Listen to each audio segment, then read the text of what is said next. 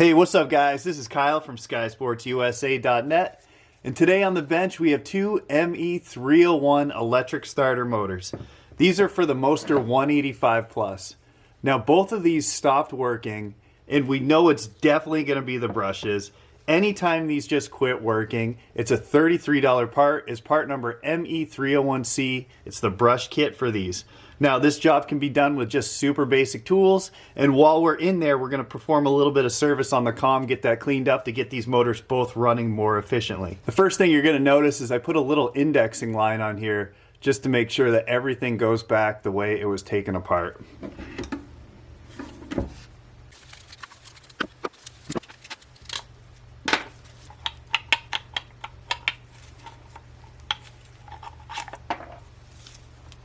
Here's the piece that broke.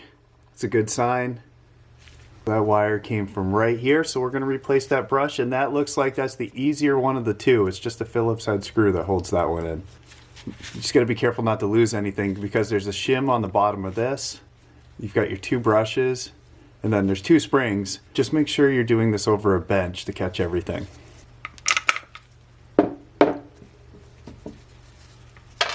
Here's the shim I was talking about.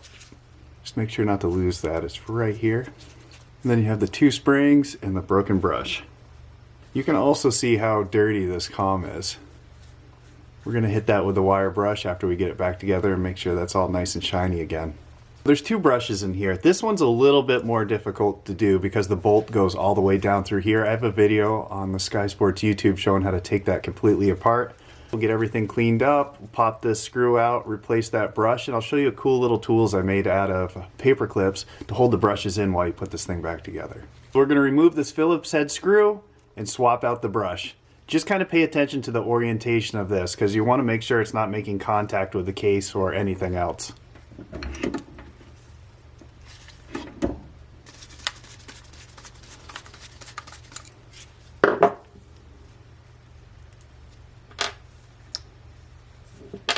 Here's the ME301C brush kit that we carry at Sky Sports USA. These are $33. Now this will save you a couple $100 over replacing the entire starter. So we 100% recommend taking your starter apart and see if these failed before purchasing a replacement. Like I mentioned before, we have a video on our YouTube channel that goes a lot deeper into how to replace both brushes. This is just a quick video showing what's on the bench today.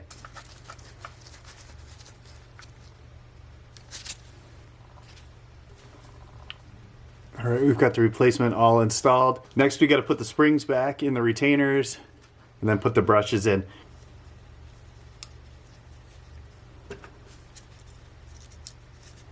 Here's the first one. I just use a paper clip and I bend it so it will hold the brush in place while I install the other one.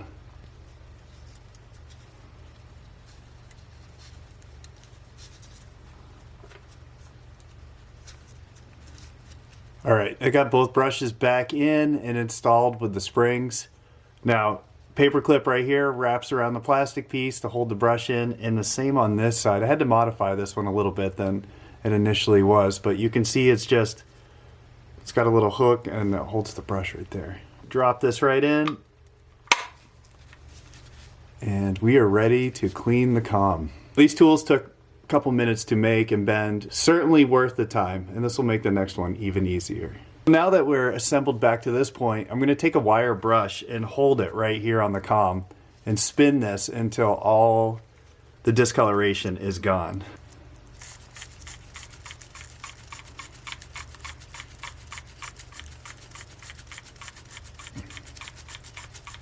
That's all cleaned up nice.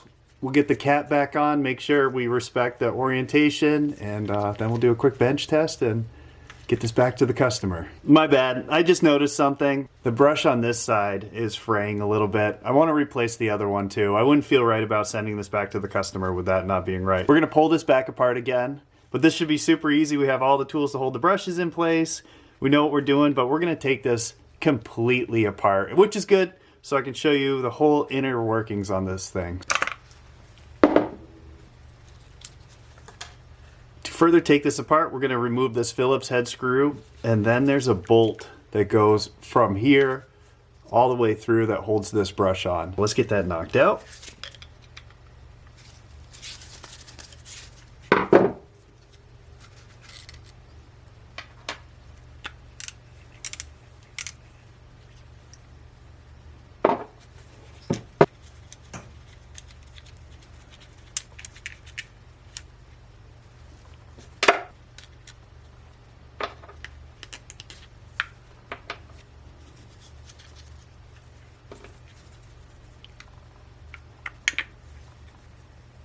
The next step is to remove this 7mm nut. There's going to be a washer under there and maybe even a lock washer. It's really important to pay attention to how they come apart, just so when you put it back together, everything is correct.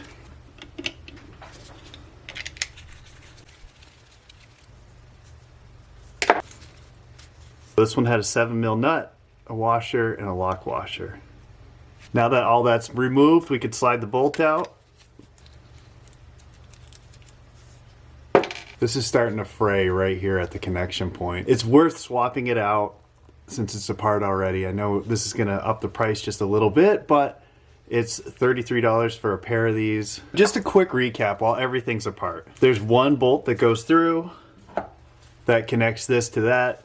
There's a hidden nut, washer, and lock washer in here, and then another nut on the back side of here. So really just going, there's not very much to this. Don't let it intimidate you. And then since this is in my hand, if you were gonna swap out the Bendix gear, that comes right out, piece of cake. These fail once in a while. We've got them in stock just in case you need to replace yours. This one's just fine, so we will not replace it. Let's put this thing back together.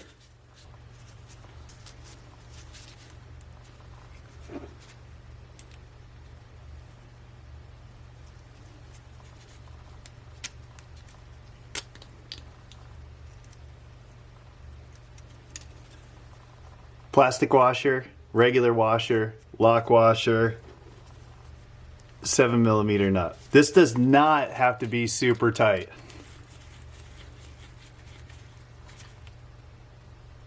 Just gotta line the bolt up with that hole, get these back together.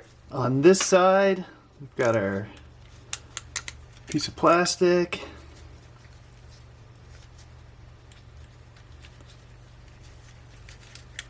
This side is also a 7mm nut. I know I didn't mention it when I was taking it apart. Again, you don't have to go super tight with any of these. It's all plastic and there's a lock washer on the inside. New brush installed. Everything's back together. Next step is to put our brushes back in, use our tools again to retain them so we can get it assembled the rest of the way. Got the first brush locked in with the paper clip tool. Time to do the second. Both brushes locked in. Don't forget the shim.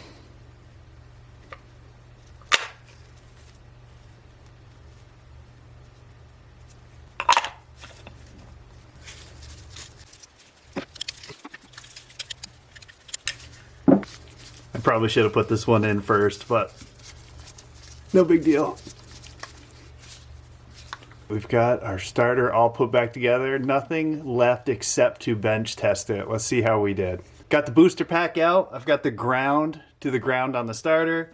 I've got the hot. Hot's gonna go to the hot side. I'm gonna jump, set the thing to chaos mode, and here we go. We're looking for the Bendix gear to pop out and confirm we put this thing back together correctly.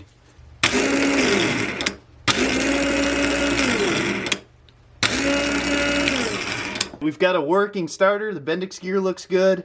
The starter sounds great. Everything's functioning again.